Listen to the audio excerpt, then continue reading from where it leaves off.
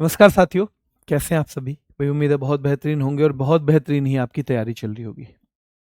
तो एक बहुत महत्वपूर्ण सा टॉपिक आज है जो आपको करना है।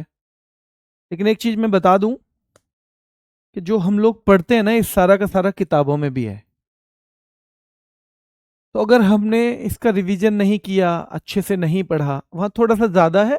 छांटना कई बार उतना आसान होता नहीं है जितना थोड़ा सा एक टीचर मेहनत करके सारे बच्चों को एक साथ बता देता है, वरना हर बच्चे को अपना चीज़ें अलग अलग देखनी पड़ेंगी।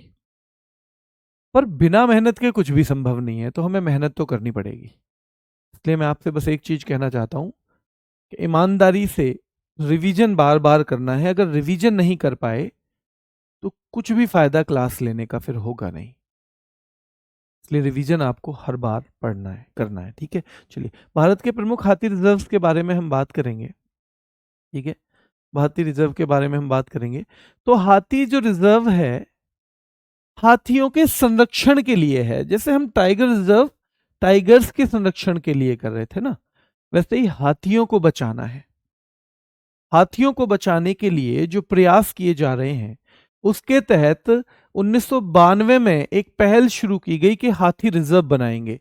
यानी ये क्षेत्र हाथियों के लिए रिजर्व है और यहां पर कोई भी उनसे संबंधित ऐसी गतिविधि नहीं की जाएगी जिससे हाथियों या उनके रहने की जगह को कोई नुकसान हो।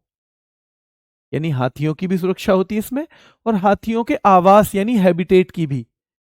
क्योंकि अगर हाथियों का आवास नहीं होगा, अगर रहने के लिए हमारे पास ही छत ना हो, तो फिर हमारी कहाँ ही सुरक्षा रह जाएगी। इसलिए ये शुरुआत की गई है। और यहां से सवाल आता है दूसरा कि एशियाई हाथियों की दुनिया में सबसे बड़ी आबादी कहां पर रहती है? तो जो एशियाई हाथी हैं वो दुनिया में सबसे ज्यादा भारत में रहते हैं। ये दूसरा सवाल बनता है। दूसरा, ठीक है। तीसरा सवाल बनता है, प्रोजेक्ट एलिफेंट कब शुरू किया गया? तो फरवरी 1992 में। यहां से सीधे सीधे सवाल बनेगा, प्रोजेक्ट एलिफेंट की शुरुआत 1992 में हुई और उसके मुख्य उद्देश्यों में तीन ये हैं कि एक तो मानव और हाथी के संघर्ष को रोकना, क्योंकि कई ऐसी जगह हैं जहां पे इंसान भी जंगल की आबादी के पास रहते हैं। ऐसे में जब हाथियों का झुंड आता है तो उनका आपस में संघर्ष होता है। इसमें इंसानों को भी नुकसान होता है और हाथियों को भी होता है। तो मानव और हाथियों के संघर्ष की स्थिति ही ना आए, ये इसका उद्देश्य है। दूसरा, हाथियों और उनके आवास का संरक्षण करना। हाथियों और उनके आवास का संरक्षण करना। और बेटा तीसरा है, पालतू हाथियों का कल्याण सुनिश्चित करना। पालतू हाथियों का कल्याण सुनिश्चित करना। जो हाथी किसी के पेट हैं, कहीं पालतू हैं, तो ऐसा ना हो उनके साथ मनमानी चल रही हो, उनका भी कल्याण सुनिश्चित करना। ये सब टाइगर रिजर्व के, ये जो प्रोजेक्ट एलिफेंट है, इस प्रोजेक्ट एलिफेंट के उद्देश्य हैं। सारे के सारे क्या हैं? ये प्रोजेक्ट एलिफेंट के मेरे शेरों उद्देश्य हैं। ठीक है, यहां तक क्लियर है? क्लियर है? चलिए मंत्रालय पर्यावरण वन और जलवायु परिवर्तन मंत्रालय। मंत्रालय इनका कौन सा है? तो पर्यावरण वन और जलवायु परिवर्तन मंत्रालय है। कुछ आंकड़े देख लेते हैं हम कि टोटल एलिफेंट रिजर्व कितने हैं हमारे यहाँ। हम एलिफेंट रिजर्व तो बनाते हैं, हाथी रिजर्व बनाते हैं, वो कितने हैं? तो बेटा वर्तमान में 33।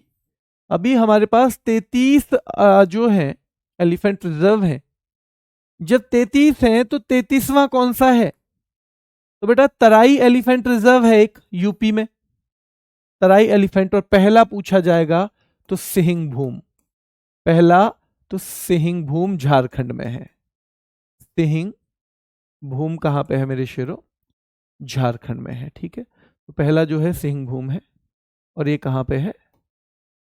झारखंड में है। ठीक है, तो पहला एलिफेंट रिजर्व पूछा जाएगा तो सिहिंग भूम बताओगे। ठीक है, सिहिंग भूम बताएंगे पहला वाला, और याद रखना है। ठीक है, दूसरा ये लास्ट वाला पूछा जाए तो 33वां है तराई एलिफेंट रिजर्व। और कभी कभी लास्ट से पहले वाला पूछ लिया जाता है, तो 32वां कौन सा है? अगस्त्य मलाई। 32वां जो एलिफेंट रिजर्व है मेरे शेरों, वो क्या है? अगस्त्य मलाई है। क्या है? अगस्त्य मलाई। ठीक है, तो 32वां जो एलिफेंट रिजर्व है वो अगस्त्य मलाई एलिफेंट रिजर्व है। फिर सवाल बनता है कि सबसे ज्यादा हाथियों वाला राज्य, तो यहां से सबसे पहले तो इसी से सवाल बनेगा।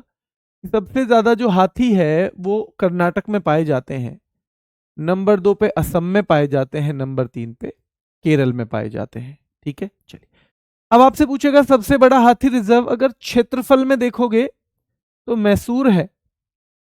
अगर हाथियों की संख्या के हिसाब से सबसे बड़ा, यानी जहां हाथी सबसे ज्यादा रहते हो, तो वो भी मैसूर है। और बेटा हाथियों की सबसे ज्यादा संख्या कर्नाटक में होती है, हम ऊपर भी पढ़ चुके हैं। हाथियों की सबसे ज्यादा संख्या कहां होती है, ध्यान रखना है। हाँ, ये कहां पे होती है, तो याद रखना है बेटा मैसूर एलिफेंट रिजर्व।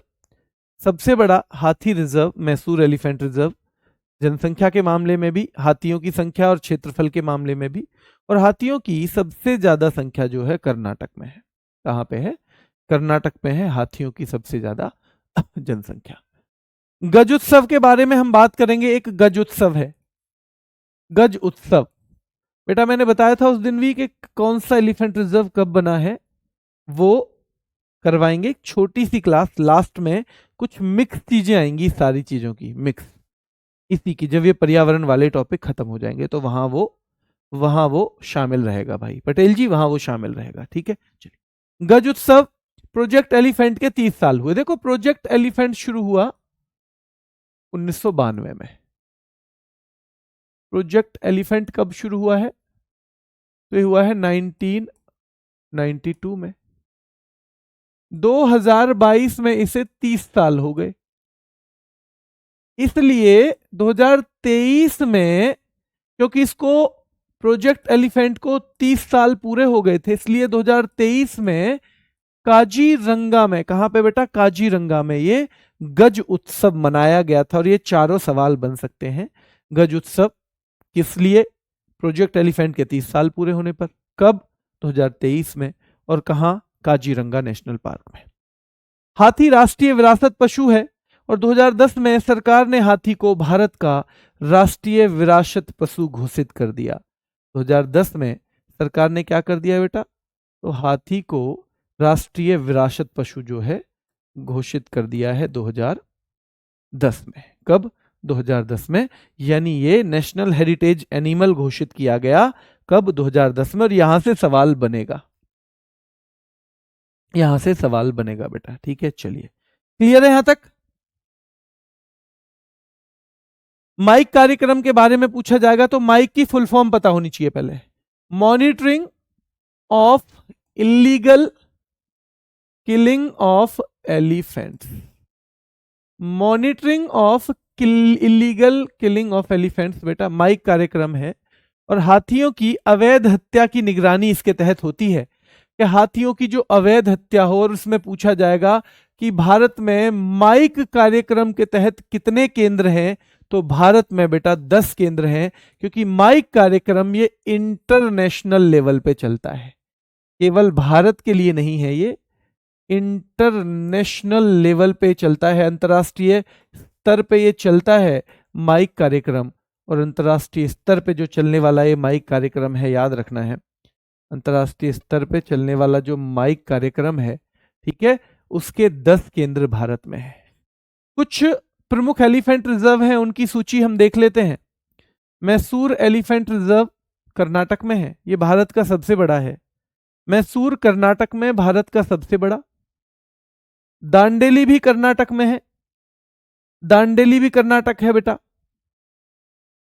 अच्छा, क्विज बेटा 2-4 दिन थोड़े से नहीं हो पाए, आज फिर से डलवाएंगे, है ना, फिर से डल जाएंगे शाम को। चलिए, तो देखो हमने पढ़ा था ना, अगर एक बार थम्स अप करना अगर कनेक्ट कर पाओ, दांडेली अंशी हमने पढ़ा था ना, दांदेली अंशी। ये दांदेली या दांडेली एक ही बात है, कोई इसको डी को दे लिख देगा, कोई डे लिख देगा। तो जो दांडेली या दांदेली है, हमने पहले ही पढ़ा था टाइगर रिजर्व में, दांदेली अंशी नाम से वहां आया था कि दांदेली अंशी कितना नाटक करती है। तो याद रखना है ये वही है सेम, ये वही है सेम। ठीक है बेटा, चलिए तो काजीरंगा नाम से आ गया। काजीरंगा के साथ चाहे कुछ भी जोड़ो आप पहचान लोगे असम का है, एक बार रिवाइज कर लेना बस।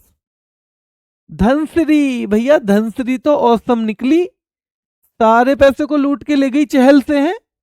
धनश्री तो औसम निकली, धनश्री तो बिल्कुल औसम ही निकली भैया, वो तो सारे पैसे को लूट के ले गई है। चलिए असम, औसम, तो वो तो ले गई चहल से।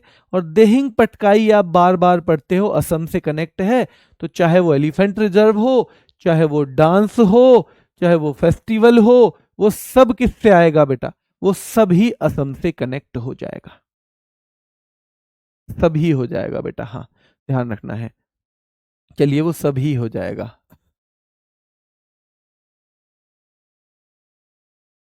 एक बार इनका रिवीजन करो।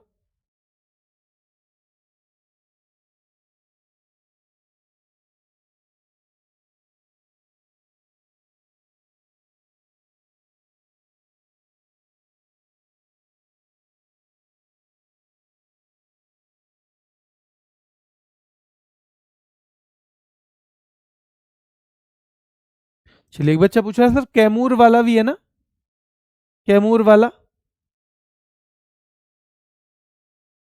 अरे मेरा भी फेवरेट है मेरे भाई, यूजी का नाम मत लीजिए सर, मेरा भी फेवरेट है, मेरा भी फेवरेट है, पर उसके साथ अब जो हुआ है वो तो हुआ है ना, क्या कर सकते हैं हम लोग। तो मेरी भी उसके साथ मतलब पूरी सहानुभूति है मेरे शोर शेर, पूरी सहानुभूति है।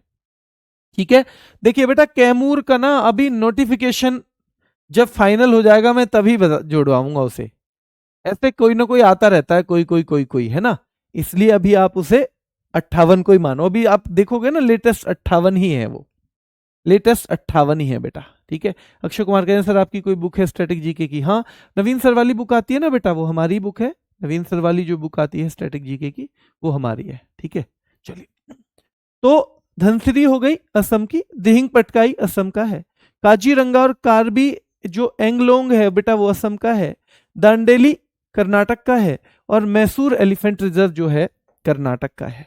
मैसूर एलिफेंट रिजर्व कहाँ का है, कर्नाटक का है। ठीक है, चलिए वायनाड केरल का है बेटा, वायनाड, वायनाड केरल का है, पेरियार केरल का है, अनामुडी केरल का है। इन तीनों को तो आप पहचान लोगे, इन तीनों को तो आप पहचान लोगे। कैसे पहचानोगे कि भैया वायनाड कहाँ का है, तो वायनाड तो जगह है, राहुल गांधी सांसद भी है वहां से। पेरियार हमने पहले भी पढ़ा है, अनामुडी ना अन्ना के चक्कर में ना मुंडी के चक्कर में पढ़े लिखे लोग, बस नीलांबुर को बार बार याद करना है, नीलांबुर ये आपको बार बार याद करना पड़ेगा। तराई एलिफेंट रिजर्व बेटा, तराई वाला उत्तर प्रदेश में है, 33वां है भारत का। और नीलगिरी आप और चीजें भी पढ़ते हो तमिलनाडु में, और अगस्त मलाई, मलाई वर्ड भी आप किसके लिए पढ़ते हो बेटा, तो मलाई भी आप तमिलनाडु से ही कनेक्ट करते हो, मलाई भी। ठीक है, मयूरभंज, महानदी, संबलपुर, ये तीनों ही नाम समझ जाओगे आप। मयूरभंज उड़ीसा, महानदी उड़ीसा, संबलपुर भी उड़ीसा। तो मयूरभंज, महानदी, संबलपुर ये तीनों उड़ीसा से संबंधित है, ये तीनों ध्यान रखना है किससे, उड़ीसा से संबंधित है। ठीक है, चलिए सोनितपुर असम से है, सोनितपुर टाइगर रिजर्व कहाँ का है बेटा, सॉरी एलिफेंट रिजर्व, हम एलिफेंट रिजर्व पढ़ रहे हैं, तो ये असम का है। और ये आपको याद करना पड़ेगा क्योंकि ये सीधे कनेक्ट नहीं हो रहा, ना देहिंग पटकाई की तरह ना काजीरंगा की तरह, तो ये सोनितपुर असम का है, ये आपको याद ही करना है कैसे भी करके। सिंगफन, भैया फन होता है नाग के, और इटांकी कभी कभी ईंटों के नीचे आ जाता है, नाग ईंटों के नीचे, तो सिंगफन भी नागालैंड का है और इटांकी भी नागालैंड का है। गारो हिल्स एलिफेंट रिजर्व, तो गारो हिल्स आपको पता ही है, गारो की पहाड़ियां मेघालय में है, आप कभी भी गलत नहीं करोगे, तो ज्यादातर आपको याद ही है ये, इनमें कॉमन सेंस लगेगा, ज्यादा रटने की जरूरत नहीं है।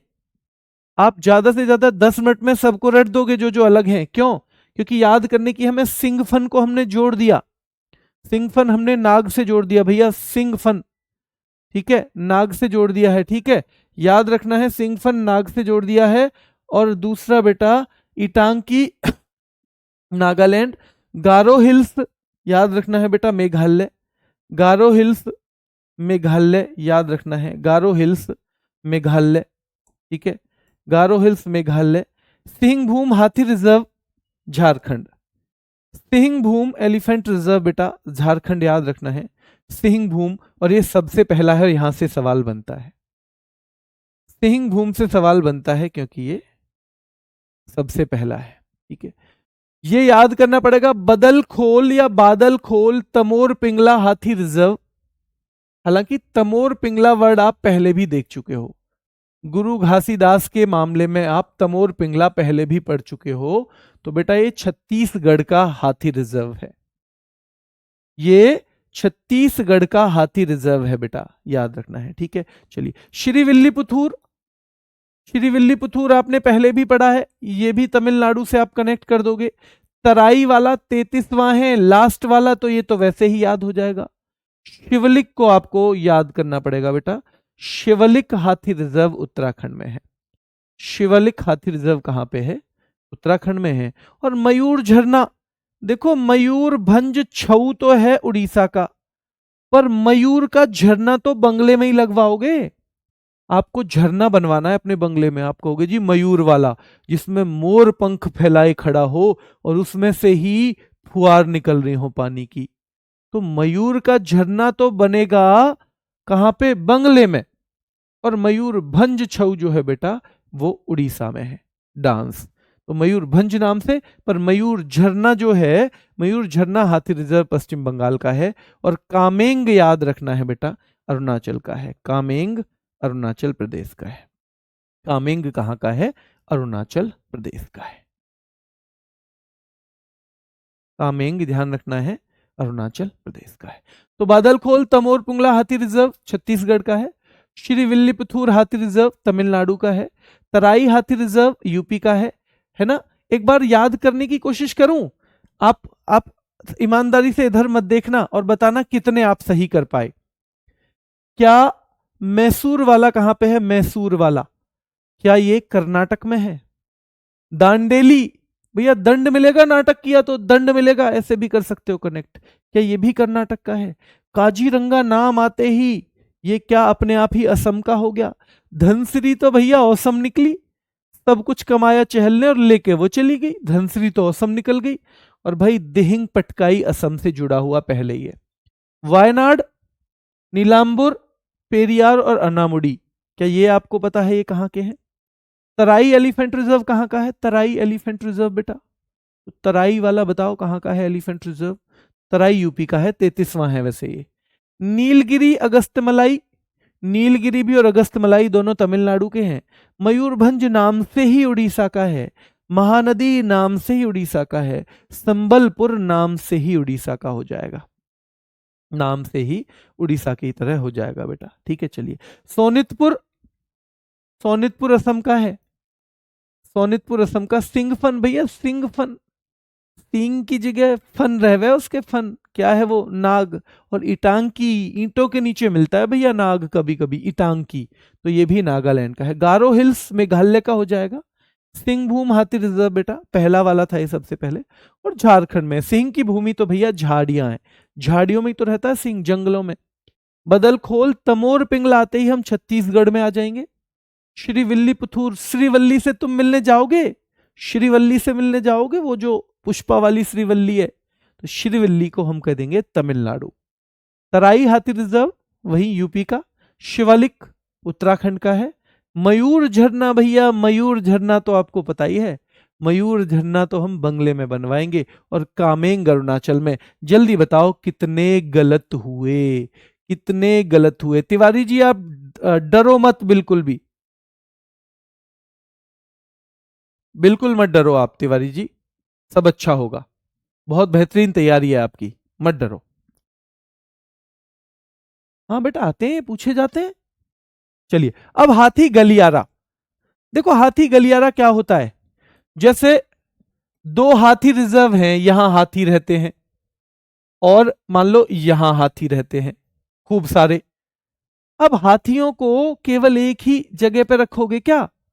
मान लो यहां वाले हाथी हैं, उसमें से किसी एक हाथी की इंगेजमेंट हो गई, यहां इस वाले की हथनी से इंगेजमेंट हो गई। यहां एक हाथी रहता है चीकू, और यहां चीकी नाम की हाथी है, लेडी हाथी, उससे एंगेजमेंट हो गई है। तो भैया बारात लेके तो जाना पड़ेगा।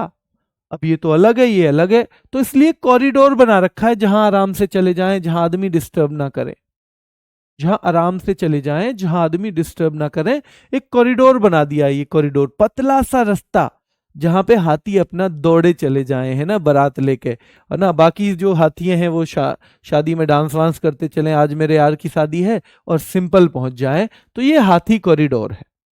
दो हाथियों के रहने वाले जो आवास हैं, क्षेत्र हैं, उनके बीच जो एक संकरा सा रास्ता, नैरो जो एक रास्ता बना दिया जाता है, उसको हम हाथी कॉरिडोर के तौर पे जानते हैं बेटा, हाथी कॉरिडोर के तौर पे जानते हैं। ठीक है, चलिए। और हाथी दिवस प्रत्येक वर्ष 12 अगस्त को मनाया जाता है, 12 अगस्त को मनाया जाता है बेटा, याद रखना है। ठीक है, 12 अगस्त को मनाया जाता है। हाथियों की गणना 5 साल में होती है। कितने में होती है? 5 साल में होती है हाथियों की गणना। दूसरा टॉपिक है आज का, टॉपिक नंबर 2। टॉपिक नंबर 2 है बेटा ये। ठीक है, तो टॉपिक नंबर 2 है हमारा जैव मंडल आरक्षित क्षेत्र। देखो, अब तक हम छोटी छोटी चीजों को पढ़ रहे थे, अब हम पढ़ेंगे जैव मंडल आरक्षित क्षेत्र। बड़े एरिया, बहुत बड़ा जो एरिया होता है, उसको हम क्या घोषित करते हैं? Biosphere reserve. और उसमें हमारा उद्देश्य होता है कि भाई इस पूरे क्षेत्र को हम सुरक्षित रखेंगे, संरक्षित रहेंगे, इसको हम, इसमें ज्यादा बदलाव नहीं होने देंगे, ज्यादा बदलाव नहीं होने देंगे बेटा, याद रखना है। ठीक है, चलिए। तो बायोस्फीयर रिजर्व क्या है? ऐसे क्षेत्र जहां पर बड़े पैमाने पर जैव विविधता यानी बायोडायवर्सिटी, बड़े पैमाने पर यानी बहुत विभिन्न प्रकार की वनस्पति हैं, विभिन्न प्रकार के वहां जीव जंतु हैं, ऐसे पाए जाते हैं। तो बेटा, ऐसे क्षेत्र जहां पर बड़े पैमाने पर जैव विविधता पाई जाती है, ऐसे प्राकृतिक और सांस्कृतिक परिदृश्यों के लिए बायोस्फीयर रिजर्व नाम दिया जाता है बेटा। ठीक है, चलिए। तो बायोस्फीयर रिजर्व क्या करते हैं? प्रकृति का संरक्षण तो करते ही हैं, आर्थिक और सामाजिक विकास के संबंध का भी ये संतुलन करते हैं।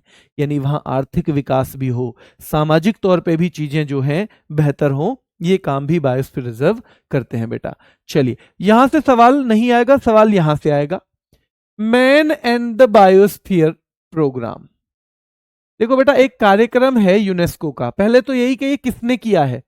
यूनेस्को ने। Man and the biosphere programme जो है, हमारे बायोस्फीयर रिजर्व तो नॉर्मल भी बनते हैं, हमारे जैव मंडल आरक्षित क्षेत्र नॉर्मल भी हैं, हम खुद भी घोषित कर देते हैं। पर कुछ ऐसे क्षेत्र हैं जिनको यूनेस्को भी करता है। जैसे हमारे जैसे हमारी जो धरोहरें बहुत हैं, पर कुछ को यूनेस्को विश्व धरोहर स्थल घोषित कर देता है, जैसे हमारी 44 हैं। और ऐसा तो नहीं है कि हमारे पास बस वही धरोहर है, धरोहर तो हमारे पास बहुत सारी है इतिहास की। ऐसे ही भैया जैव मंडल आरक्षित क्षेत्र तो बहुत सारे हो सकते हैं हमारे यहाँ, पर उनमें से कुछ ऐसे हैं जिनको यूनेस्को ने अपने एक man and the biosphere programme में भी शामिल किया हुआ है। और ये प्रोग्राम इन्होंने 1971 में शुरू किया था। यहां से सवाल बनेगा कि यूनेस्को ने man and the biosphere programme कब शुरू किया था? 1971 में शुरू किया था बेटा। इसका उद्देश्य लोगों और उनके पर्यावरण के बीच संबंधों में सुधार करना है। लोग और उनके बीच, पर्यावरण के बीच संबंधों में सुधार करना इसका उद्देश्य है बेटा। ठीक है, ध्यान रखना है। क्लियर है? चलिए। और भारत सरकार ने बायोस्फीयर रिजर्व योजना कब शुरू की? तो ये 1986 में। तो 2 डेट हमें याद रखनी है अब तक, बाकी चीजें से नहीं पूछा जाएगा आसानी से सवाल। ये पूछा जाएगा कि भाई man and the biosphere programme किसने चलाया है? तो ये चलाया है यूनेस्को ने। एक सवाल यहां से बन सकता है। Man and the biosphere programme कब शुरू हुआ? 1971 में हुआ। और भारत ने बेटा बायोस्फीयर रिजर्व योजना कब शुरू की है? 1986 में की है। किसी भी जैव मंडल आरक्षित क्षेत्र में 3 जोन होते हैं और यह पूछ लिया जाता है। जैव मंडल, किसी भी बेटा जैव मंडल आरक्षित क्षेत्र में, किसी भी जैव मंडल आरक्षित क्षेत्र में, किसी भी जैव मंडल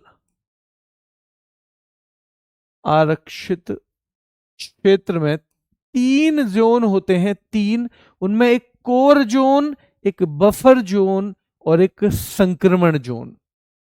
कोर जोन का मतलब है, चलिए 4 गलत हुए, ठीक है कोई बात नहीं, 2-4 तो हो सकते हैं।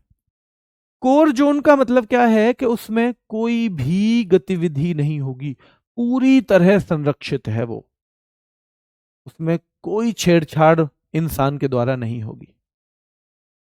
बफर जोन में कुछ कुछ एक्टिविटी हो सकती है, जैसे वैज्ञानिक शोध हो सकता है कोई, यानी हम कोई रिसर्च वगैरह कर सकते हैं उस टाइप की, यानी जो पूरे सबके कल्याण के लिए हो एक तरह से, उस टाइप की। और ट्रांजिशन जोन होता है बेटा ऐसा कि जैसे बाहर इंसान रहते हैं, 3 जोन है ये, बाहर इंसान रहते हैं और अंदर की तरफ जंगल है वो, तो जंगल में कुछ कुछ लोग लकड़ी लेने भी आएंगे, थोड़ा बहुत कटाई वटाई भी कर ली, ठीक है, घूमने फिरने भी आ सकते हैं, तो उस तरह की चीजें जो हैं वो ट्रांजिशन जोन में हो सकती हैं। तो 3 जोन होते हैं बेटा, ठीक है, 3 जोन होते हैं, याद रखना है। भारत में कुल कितने बायोस्फीयर रिजर्व हैं, कुल कितने जैव मंडल आरक्षित क्षेत्र हैं, तो ध्यान रखना है भारत में लगभग लगभग 18, लगभग नहीं बिल्कुल एग्जैक्ट 18 ही है, एग्जैक्ट 18 है। और ये जोन ये है बेटा, देखो ये जोन है, यहाँ पे कोर में कुछ भी नहीं होगा बिल्कुल भी, ठीक है, यहाँ थोड़ा बहुत रिसर्च कर सकते हो, ठीक है, यहाँ पे थोड़ा बहुत टूरिज्म वगैरह भी, कैमरा है तो थोड़ा बहुत लोग घूमने आ सकते हैं बेटा, थोड़ा घूमने आ सकते हैं, ठीक है, रिसर्च हो सकती है यहाँ पे, है ना, मॉनिटरिंग हो सकती है कि क्या क्या है मामला, है ना, ठीक है, एजुकेशन से संबंधित कोई चीज हो सकती है, तो ये सब चीजें हो सकती हैं इसमें। और फिर लास्ट वाला है बाहर, तो बाहर थोड़ा बहुत जैसे घर वर भी हो सकते हैं कुछ लोगों के, मान लो आदिवासी हैं कुछ, तो ये 3 जोन है, ये जोन ऑफ बायोस्फीयर रिजर्व है। और ये जोन पूछे जाते हैं कितने जोन होते हैं, सबसे अंदर ये कोर होता है, उससे बाहर बफर होता है, उससे बाहर ट्रांजिशन जोन होता है, हिंदी में ये कोर, बफर और संक्रमण के तौर पे जाने जाते हैं। वर्तमान में सीधे सवाल आएगा हमारे कितने जैव मंडल आरक्षित क्षेत्र हैं, तो हमारे कुल 18 जैव मंडल आरक्षित क्षेत्र हैं। फिर पूछेगा भारत के कितने जैव मंडल आरक्षित क्षेत्र यूनेस्को के man and biosphere reserve programme में शामिल है, MAB, man and biosphere reserve programme में कितने शामिल हैं बेटा, तो इन 18 में से 13 शामिल हैं, इन 18 में से 13 शामिल हैं, ध्यान रखना है 13 शामिल हैं। तो वर्तमान में कुल बायोस्फीयर रिजर्व 18 हैं, और यूनेस्को के man and biosphere reserve programme में इनमें से कितने शामिल हैं, तो 13 शामिल हैं, ठीक है, इनमें से 13 शामिल हैं। चलिए पहला बायोस्फीयर रिजर्व कौन सा था, यहां से सवाल आएगा, तो तमिलनाडु में आपने देखा होगा नीलगिरी, नीलगिरी पहला बायोस्फीयर रिजर्व है, जैव मंडल आरक्षित क्षेत्र है, हिंदी या अंग्रेजी में जो भी पूछे, और ये डेट भी पूछी जाती है, ये कब कब बना था बेटा, तो सबसे पहले नीलगिरी को बायोस्फीयर रिजर्व के तौर पे घोषित किया गया, और ये 1986 में हुआ था, 1986 में। सबसे बड़ा पूछेगा तो कच्छ बायोस्फीयर रिजर्व, भाई 18 में सबसे पहला कौन सा है, नीलगिरी, सबसे बड़ा है कच्छ, किसके लिए फेमस है, जंगली गधे के लिए, वाइल्ड एस के लिए, सबसे लार्जेस्ट है, लगभग 12,454 वर्ग किलोमीटर में है। हालांकि ये चीज कई बार नहीं पूछी गई है, तो ये ध्यान रखना, कच्छ बायोस्फीयर रिजर्व सबसे बड़ा है। सबसे छोटा पूछेगा तो डिब्रूगढ़ सैखोवा, बहुत महत्वपूर्ण है बेटा, सबसे छोटा बायोस्फीयर रिजर्व, आपको सारे पता होने चाहिए, सबसे बड़ा टाइगर रिजर्व, सबसे छोटा टाइगर रिजर्व। मैं अगर टाइगर रिजर्व बताऊं सबसे बड़ा, तो जल्दी बताओ, क्या नागार्जुन सागर श्रीशैलम सबसे बड़ा टाइगर रिजर्व है, हाँ या ना में जवाब दे दो बस। और क्या बोर टाइगर रिजर्व सबसे छोटा है, क्या बोर टाइगर रिजर्व सबसे छोटा है बेटा, बुक में 12 दिए बेटा, ये अभी हुआ है, सितंबर 2025 में ही हुआ है, ये 13वां सितंबर 2025 में ही हुआ है, इसलिए बुक में 12 होंगे।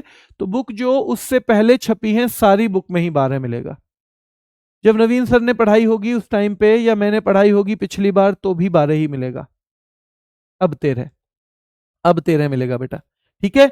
चलिए तो याद रखना है, सबसे छोटा बायोस्फीयर रिजर्व डिब्रूगढ़ सैखोवा है, सबसे बड़ा biosphere reserve Kutch biosphere reserve है, कच्छ बायोस्फीयर रिजर्व, जैवमंडल आरक्षित क्षेत्र। और डिब्रूगढ़ सैखोवा केवल 765 वर्ग किलोमीटर का है। थोड़ा थोड़ा आइडिया आपको सबसे बड़े और सबसे छोटे के क्षेत्रफल का होगा तो बहुत अच्छा है।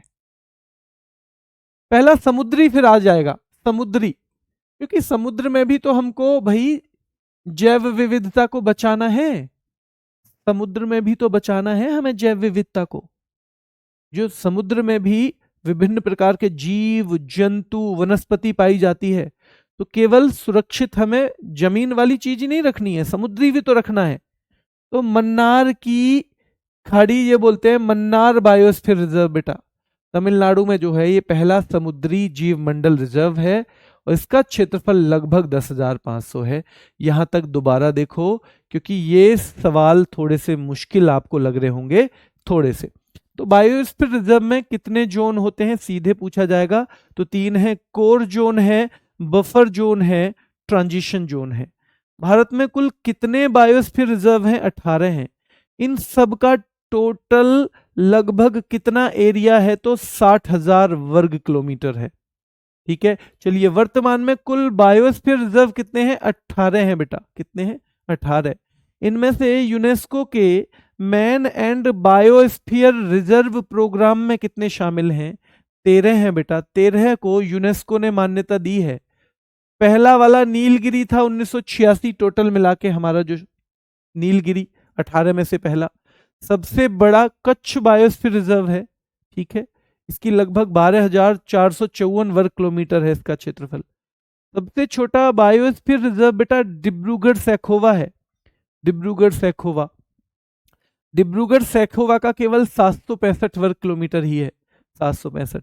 और पहला समुद्री जीव मंडल रिजर्व मन्नार बायोस्फीयर रिजर्व है तमिलनाडु का, मन्नार बायोस्फीयर रिजर्व, और क्षेत्रफल इसका 10,500 वर्ग किलोमीटर है। 10,500 वर्ग किलोमीटर। हाँ बेटा, कच्छ वाला गुजरात में पड़ता है। ठीक है पटेल जी, गुजरात में पड़ता है। अब 13वां कौन सा है? तो शीत मरुस्थल, जिसे अंग्रेजी में कह देते हैं कोल्ड डेजर्ट, और ये हिमाचल प्रदेश का है। कहाँ का? तो हिमाचल प्रदेश में जो कोल्ड डेजर्ट है बेटा, ये 13th ऐसा बायोस्फीयर रिजर्व है जो यूनेस्को ने अपने man and biosphere reserve programme में शामिल किया है, कोल्ड डेजर्ट को। ठीक है, 12वां पन्ना था, आपने पहले पन्ना पढ़ रखा होगा, 12वां पन्ना था बेटा। ठीक है, चलिए ये बायोस्फीयर रिजर्व है बेटा इंडिया के, कहाँ कहाँ पे हैं देख लेंगे आप। ठीक है, जैसे कोल्ड डेजर्ट हम देख रहे हैं, ये हिमाचल में है। नंदा देवी हम देख रहे हैं, उत्तराखंड में है। ठीक है, कच्छ हम गुजरात में देख रहे हैं। ठीक है बेटा, याद रखना है। पचमढ़ी और पन्ना हम एमपी में देख रहे हैं। ठीक है बेटा, जैसे ही सुंदरबन को हम कहाँ पे देख रहे हैं? बंगाल में देख रहे हैं। देहांग दिबांग को हम यहाँ देख रहे हैं बेटा, अरुणाचल में। ठीक है, मानस डिब्रू सैखोवा असम में देख रहे हैं हम। कहाँ पे? असम में देख रहे हैं।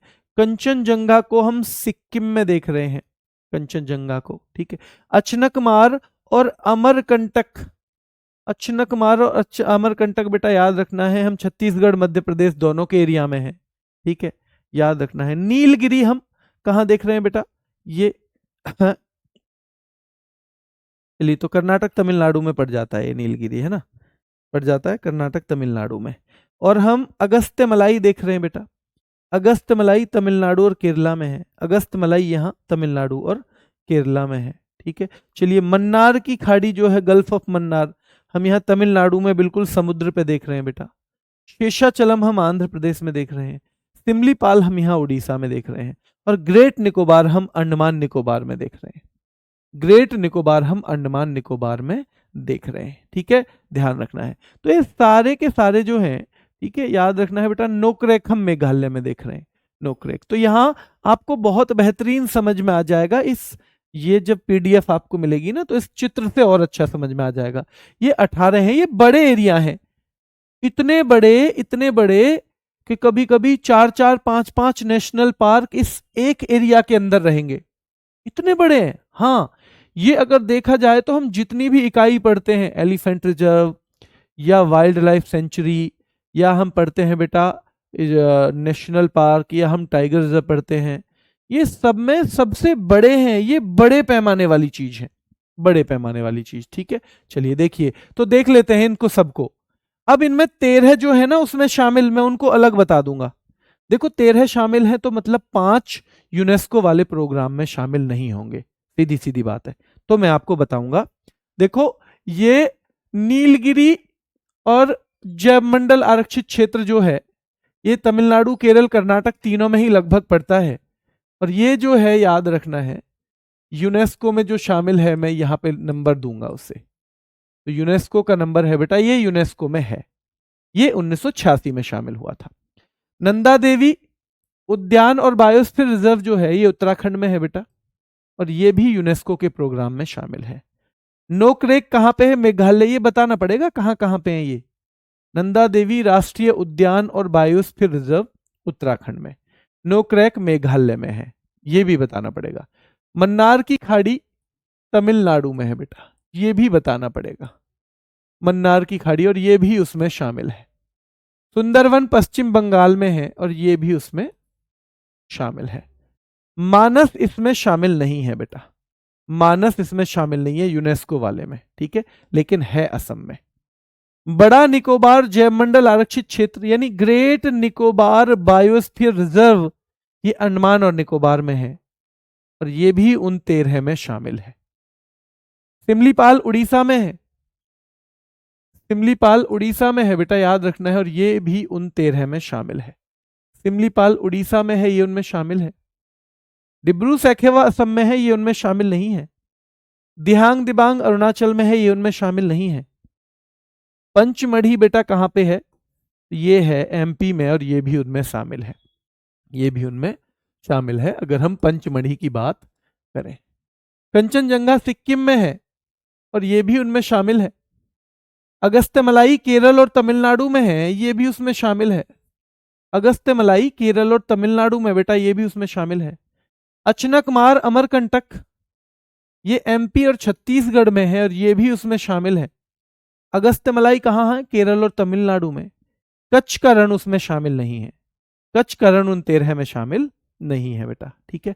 चलिए अब यूनेस्को का फिर से देखेंगे, यहां यूनेस्को कोल्ड डेजर्ट उसमें शामिल है और याद रखना है पन्ना जो है ये भी उसमें शामिल है, पन्ना भी उसमें शामिल है। शेषाचलम की पहाड़ियां नहीं है, शेषाचलम की पहाड़ियां नहीं है बेटा। इनकी ट्रिक क्या है? इनकी तो ट्रिक ही है, देखो नीलगिरी आप हमेशा जानते हो कि भाई तमिलनाडु है मेनली, केरल और कर्नाटक में भी थोड़ा थोड़ा सा है। नंदा देवी उत्तराखंड हम हमेशा हर चीज में पढ़ते हैं, कोई दिक्कत ही नहीं है। नोकरेक, नोकरेक हमने अभी नेशनल पार्क और उसमें भी पढ़ा था, तो वो भी देख लो मेघालय में है। मन्नार की खाड़ी हम 1000 बार पढ़ चुके हैं, तमिलनाडु में है। सुंदरवन पश्चिम बंगाल में हम कितनी बार पढ़ चुके हैं।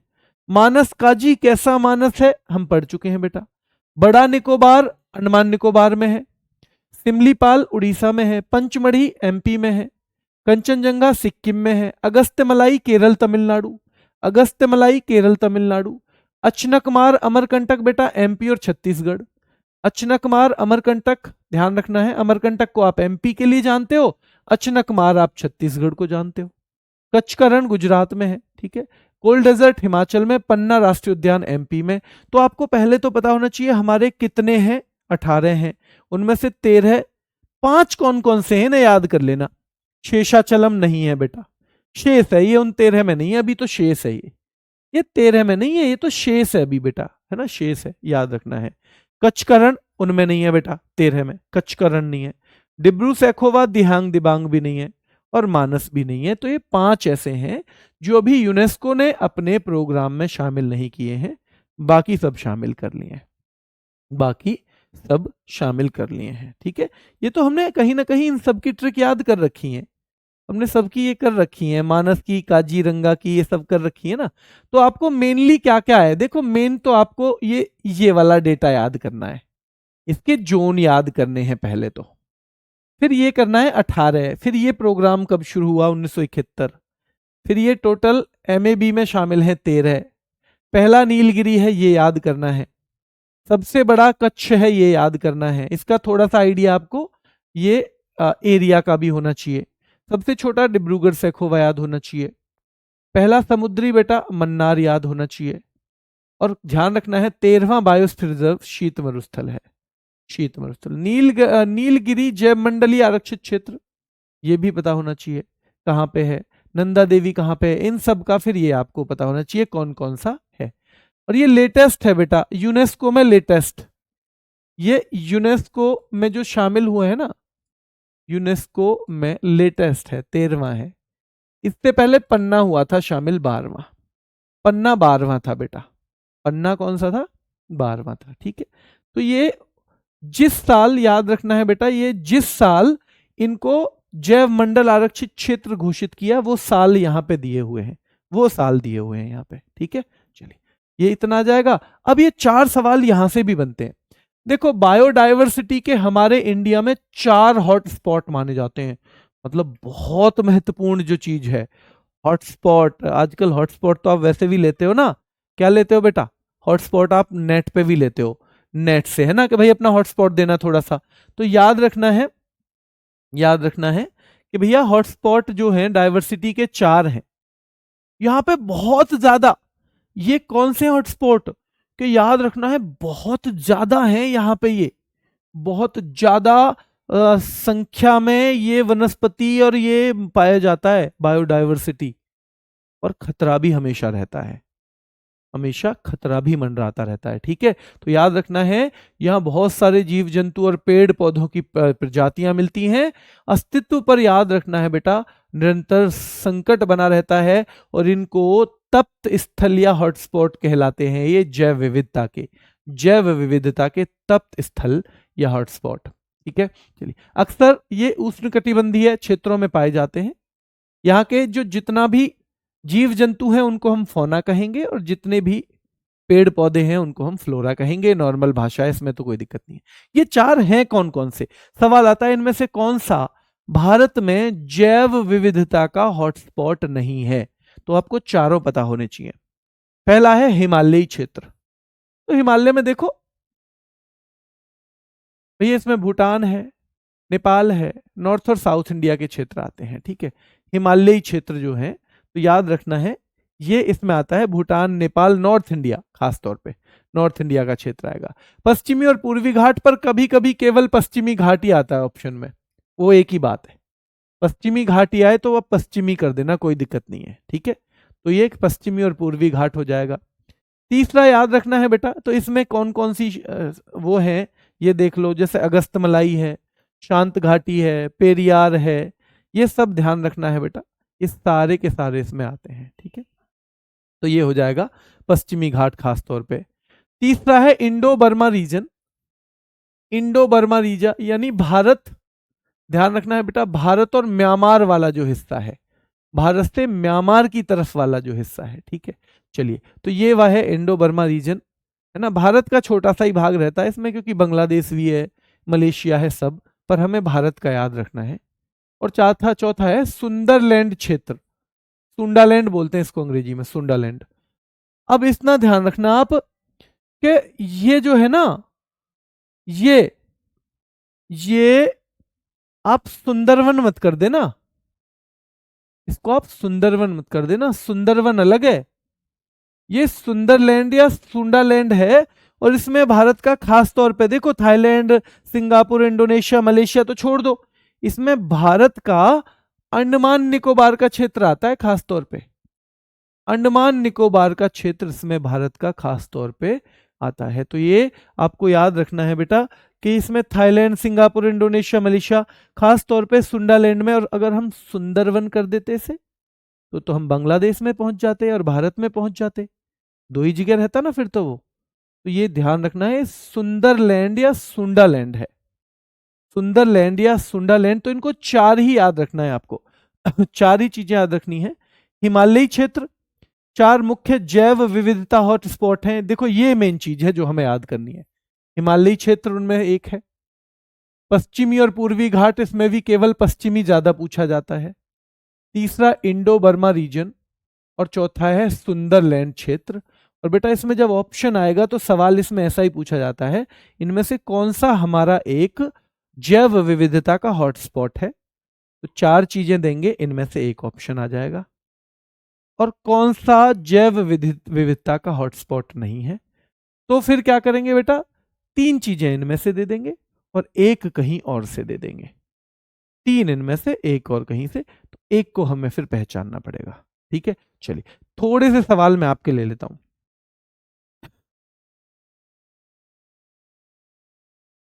अभी नहीं पता है मनीष भाई, ये अभी नहीं पता है। ऋषभ भाई ये मैं पूछ के ही बता पाऊंगा, जैसा आपको बताया होगा मैं पूछ के बता पाऊंगा ये।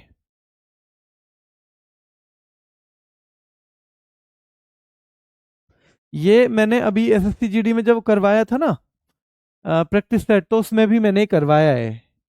मैंने करवाया है, क्षेत्रों को करवाया है उसमें।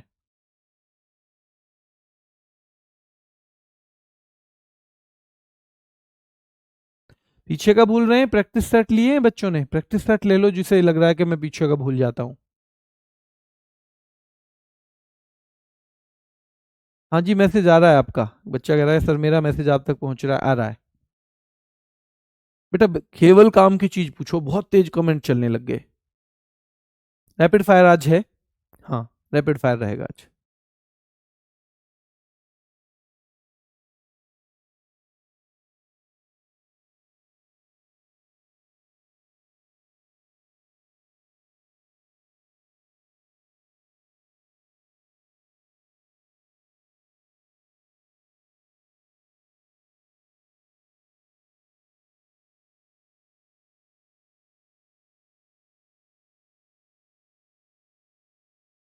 बहुत तेज अब कमेंट चल रहे हैं। अब मुझे नहीं दिख पा रहे कमेंट, मैं माफी चाहता हूँ आपसे, है ना। स्पोर्ट्स याद नहीं होता, एक बच्चा कह रहा है। बेटा रिवीजन ही इलाज, और कुछ इलाज नहीं है। आप नहीं करेंगे तो फिर नुकसान उठाना पड़ेगा उसका, इसलिए रिवीजन करिए।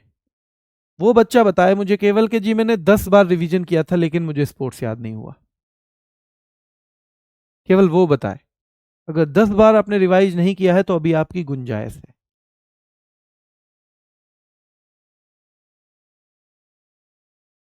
चलिए अभी के लिए इतना ही, फिर मुलाकात करेंगे। धन्यवाद।